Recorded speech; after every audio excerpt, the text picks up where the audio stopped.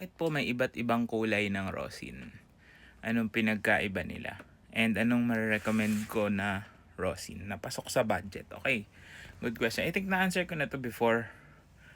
But basically, may dalawang klase, no? Yung light rosin and yung dark rosin. So, think about it this way na lang.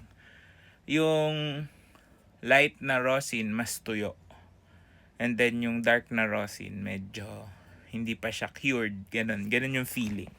Okay? So, light rosin, very hard, no? Yun yung normal na nabibili natin na rosin sa mga music store, mga mumurahin na rosin.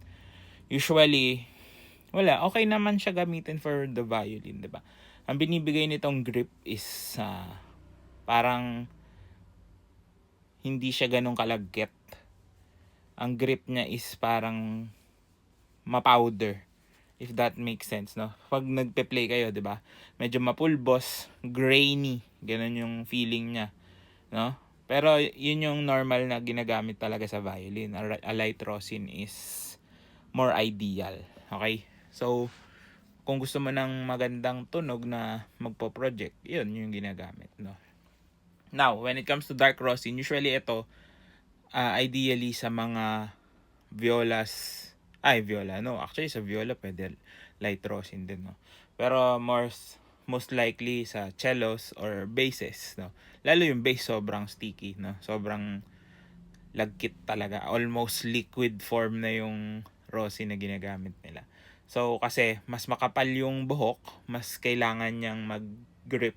So yung grip nito, think of pag kumain ka ng, let's say, candy, no? Yung stickiness niya sa daliri. Parang ganun yung feeling ng grip niya. So, magkaiba sila ng type ng grip na kayang ibigay. Kasi magkaiba rin sila ng uses, no? But it doesn't mean na hindi mo pwedeng gamitin yung dark sa violin. So, may mga ibang tao na gusto nila yung ganong klaseng kapit kasi ang hirap din i-explain ng sound eh. Magkaiba rin yung sound na napoproduce nila in a way. Pero of course, na-mitigate din yun sa technique. Okay? So, yun lang naman yung pinagkaiba nila. Magkaiba sila ng way na pangkapit. Parang ganun.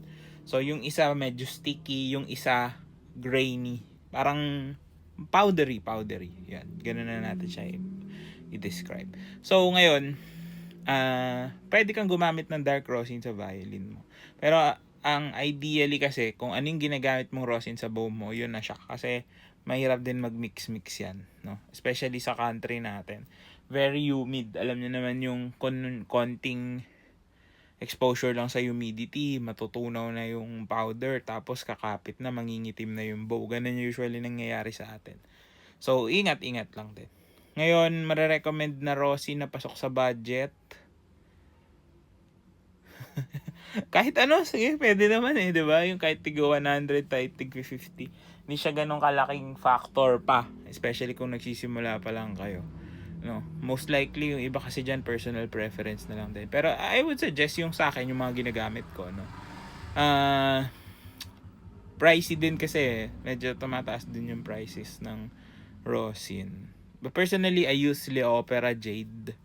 I've been using this for almost 9 years na, no? So, ang SRP niya naglalaro between 6 to 700. Not sure kung saang store meron dito kasi sa abroad ko pa siya nagpapabili.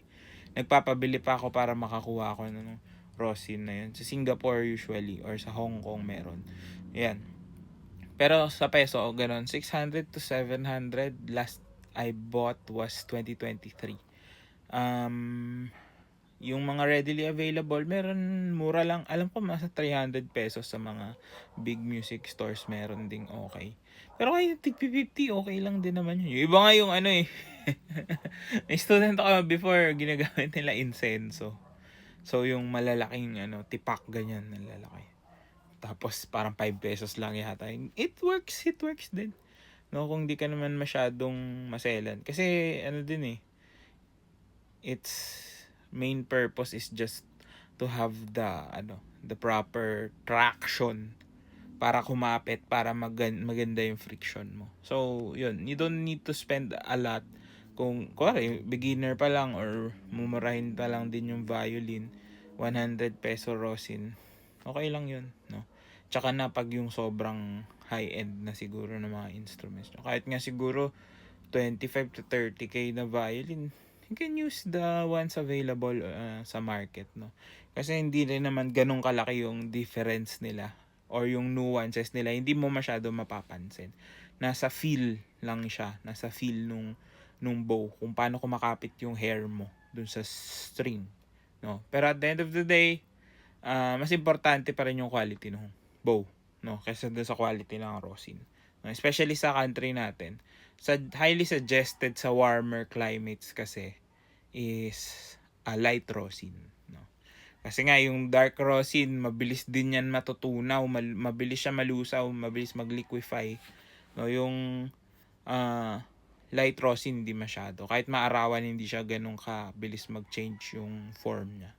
So mas practical pa rin maghanap ng light rosin. It's a bit cheaper. Pero may mga mamahalin din na may konting additives. I don't know what they put in it. Kung bakit siya nagmamahal. But if it gets the job done, okay na yun. So good luck.